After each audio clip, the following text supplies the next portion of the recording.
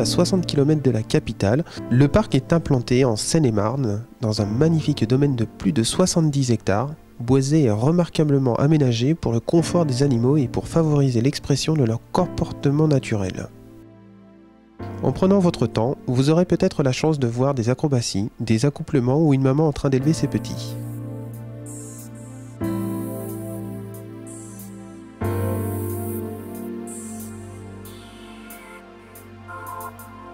Nous retrouvons Grégory Breton, responsable zoologique et pédagogique du parc.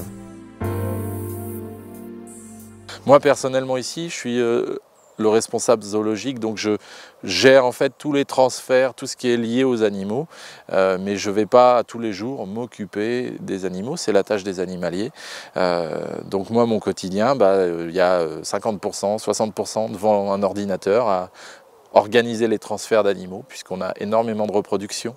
On fait de la contraception aussi pour ne pas en avoir de trop. On travaille dans le cadre d'élevage pour la sauvegarde, etc. Donc il y a des animaux qui partent à l'autre bout du monde, qui arrivent, etc.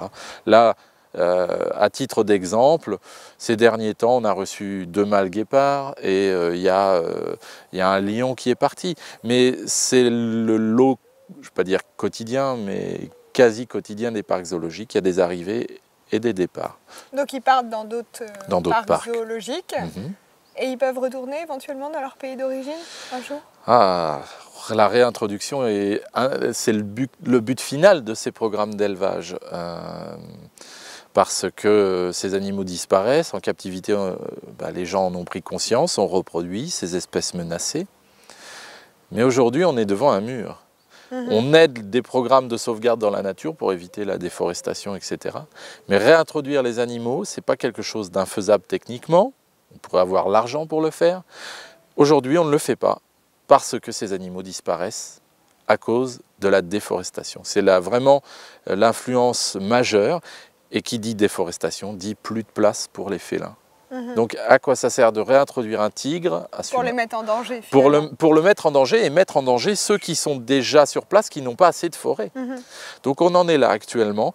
Et par exemple, le beau tigre de Sumatra, qui est un petit tigre insulaire, avec des belles marques sur la face, il en reste 250. Sumatra, c'est en train d'être rasé parce qu'il coupe tous les arbres pour faire du bois tropical. On va acheter les salons de jardin en teck chez Toto Marché à côté.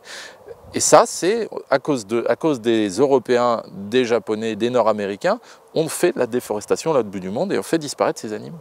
De la même façon, ils replantent des palmiers à huile derrière, l'huile qui est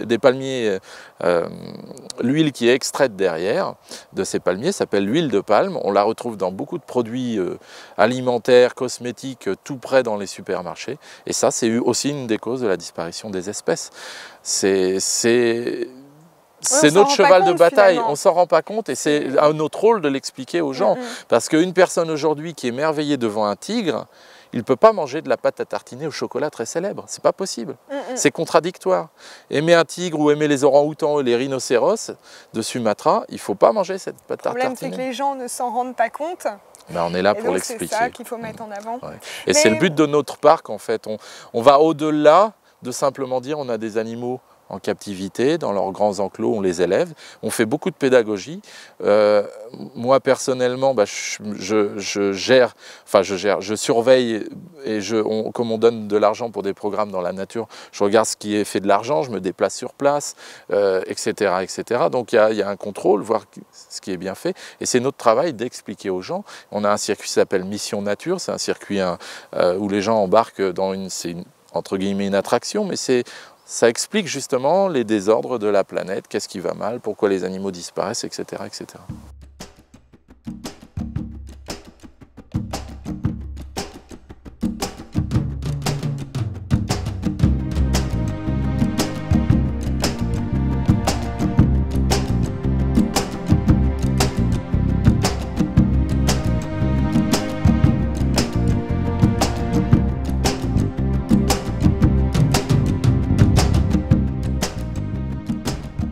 Si vraiment c'était possible de les réintégrer dans leur milieu naturel, vous êtes sûr que ça ne serait pas un peu embêtant par rapport au fait qu'ici ils ont l'habitude d'être nourris assez régulièrement, que dans dans la vie à l'état sauvage, ils ne se nourrissent pas forcément tous les jours. La question elle est extrêmement pertinente. C'est un petit peu l'argument qui est donné par les gens qui disent « Ah, leur introduction, ça ne marchera jamais. Les femelles ne vont pas arriver à reproduire, ou etc. etc. » Bon, il y a eu plein de tentatives, il y a eu plein de petits programmes de réintroduction à travers le monde. Il y a des choses qui ont très bien fonctionné. Le bison d'Europe, le cheval de Przewalski ont été sauvés grâce au parc zoologique. Les vautours ont été réintroduits en France. Le condor est sauvé en Amérique du Sud grâce à des parcs.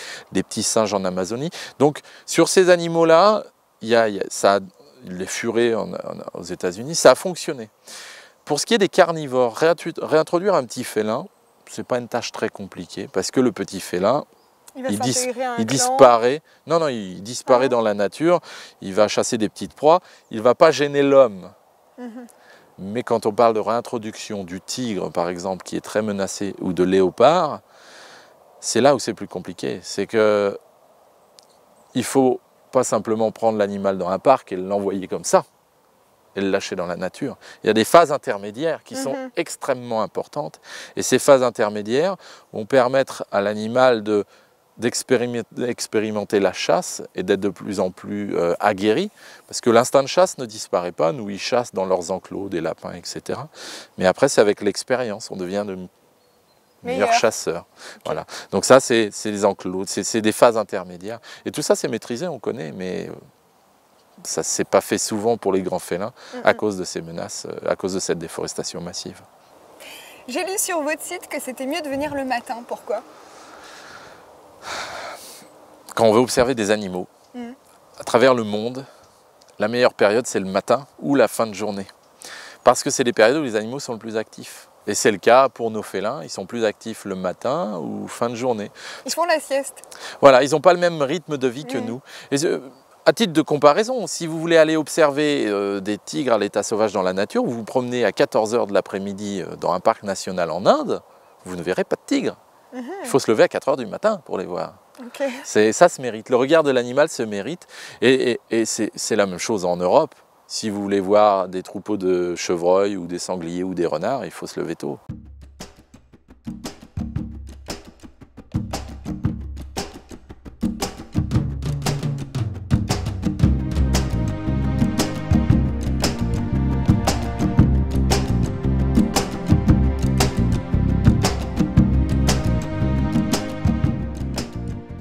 Et alors même les félins, enfin les espèces qui viennent des pays chauds, peuvent résister à l'hiver d'ici? Oui, tout à fait. Ici, nous, on a des animaux qui sont nés en captivité, donc déjà depuis plusieurs générations, donc il y a une certaine habituation. Faut savoir qu'aussi l'hiver, on va leur donner beaucoup plus à manger, pour avoir plus de poils, un petit peu plus de graisse. Et puis il y a une chose que l'on a tendance à pas saisir quand on regarde simplement les reportages à la télé. Par exemple, le lion ou le léopard en Afrique, on les voit dans la savane. Mais aujourd'hui, ils vivent que là. Ils disparaissent petit à petit. Avant, des lions, vous en aviez en Grèce, en Turquie, au Maroc, dans la montagne, où il y a de la neige, dans l'Atlas. Vous avez encore des lions, des léopards à 3000 mètres d'altitude au Kilimandjaro.